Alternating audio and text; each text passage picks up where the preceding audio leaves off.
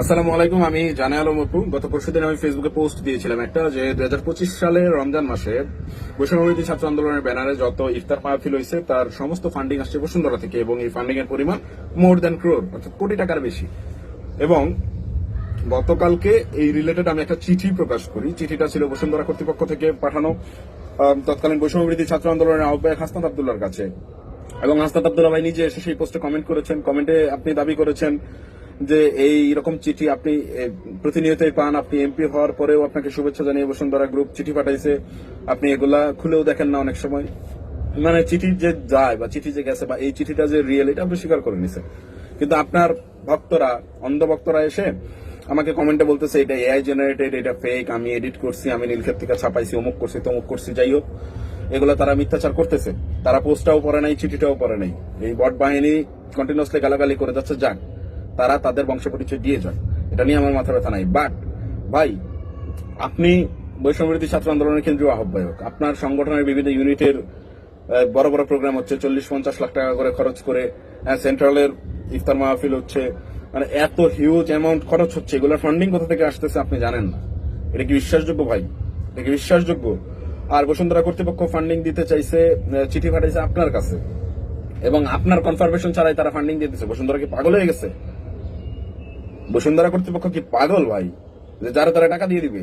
আর ওরা পাগল হইলে কি এত বড় সাম্রাজ্য তৈরি করতে পারছে পাগল হয়ে?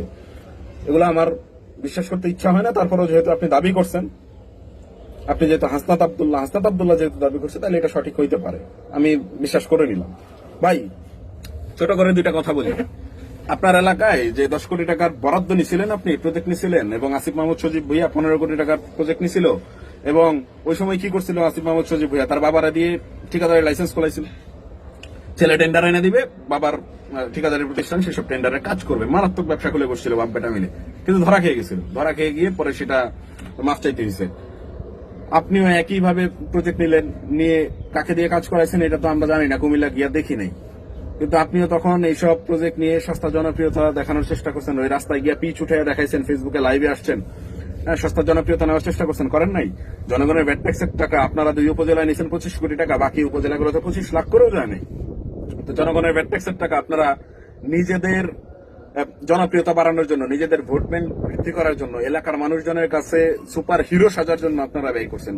এটা কেন করছেন? এই বৈষম্যটা কেন করছিলেন? জনগণের ভ্যাট ট্যাক্সের টাকা সমানভাবে বন্টন না করে এইভাবে নিজেদের ব্যক্তিগত প্রয়োজনে যে ব্যবহার করছেন, হয়তোবা আপনি ভোগ করেন নাই, কিন্তু তার চাইতে বড় ফল ভোগ করছেন। আপনি নিজে ওই টাকা খান নাই, কিন্তু ওই 10 কোটি টাকা আপনি কয়দিনই খাইতেন?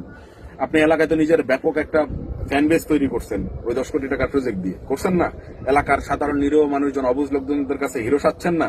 এটা তো আজীবনের জন্য আপনি আপনার আখের গোছায় নিছেন।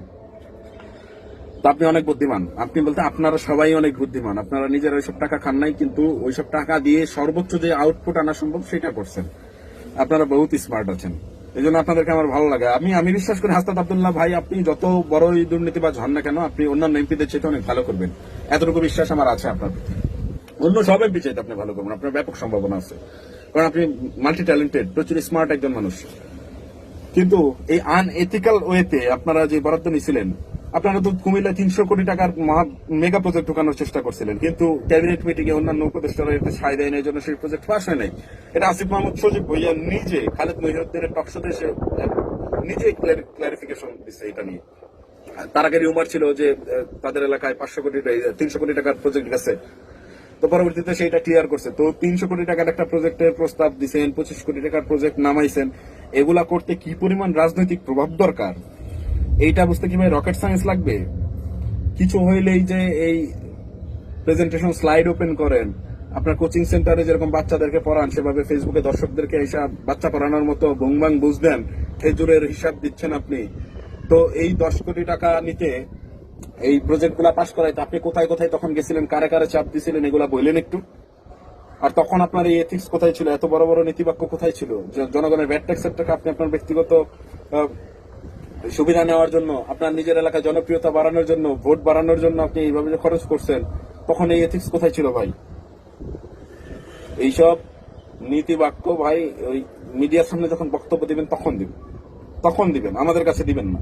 আমরা অনেক কিছু জানি, অনেক কিছু দেখছি, কার কিভাবে উত্থান হয়েছে সেটা দেখছি। 5 আগস্টের আগে থেকে আমরা আপনাদেরকে চিনি, আমরা 5 আগস্টের পরে চিনি না। 5 আগস্টের আগে আপনাদের লাইফস্টাইল কি ছিল, কিভাবে চলছেন দেখছি।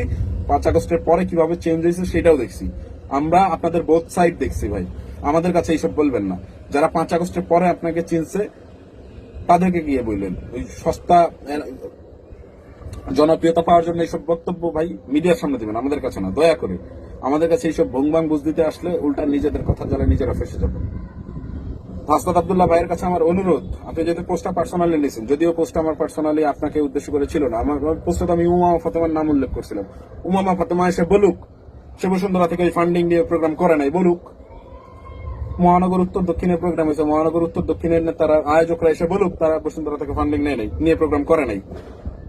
উমামা ফাতেমা মুখপাত্রের নেতৃত্বে প্রোগ্রাম হচ্ছে, আহ্বায়ক জানে না।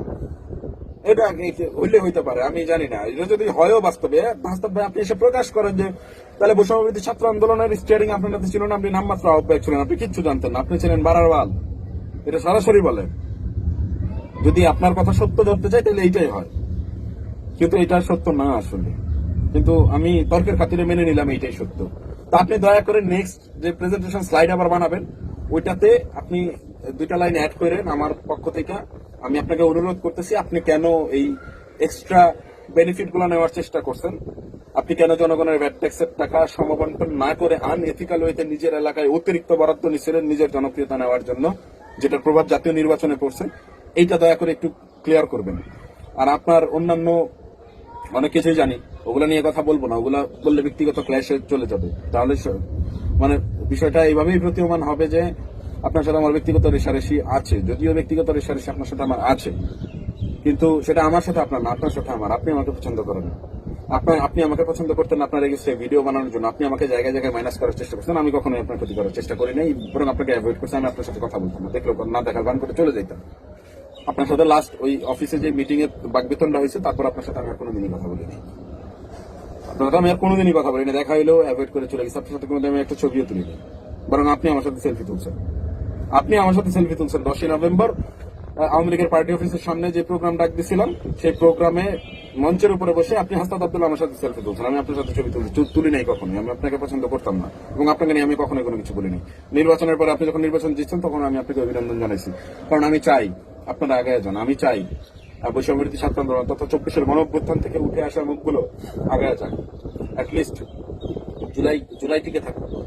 আমি এটা চাই, এই কারণে আপনাদেরকে আমি কন্টিনিউয়াসলি সাপোর্ট করি। কিন্তু হাতে গোনা 2-4 জন ব্যক্তির উল্টাপাল্টা কাজকর্মের কারণে 24 তো বিতর্কিতও হয়েছে, আমিও তার ভিতরে ইনক্লুডেড একজন পার্সন। তো এদেরকে আসলে তো সমর্থন সবসময় করা যায় না, সব বিষয়ে সমর্থন করা যায় না। ভালো কাজকে অ্যাপ্রিসিয়েট করি, খারাপ কাজকে নিন্দা জানাই, এটাই স্বাভাবিক, এটাই আমাদের চিরায়ত স্বভাব। আমার ক্ষেত্রেও একই ঘটনা ঘটে। আমি অনেক ভালো কাজ করেছি, তখন মানুষ অনেক বাহবা দিছে, আবার যখন বিভিন্ন বিতর্কে জড়াইছি তখন মানুষ গালিও দিছে। এইটা খুব স্বাভাবিক, এগুলোকে পজিটিভলি নেন ভাই। বট বাহিনী লাগাই দিয়ে আমার পিছনে গালি দেওয়ার জন্য।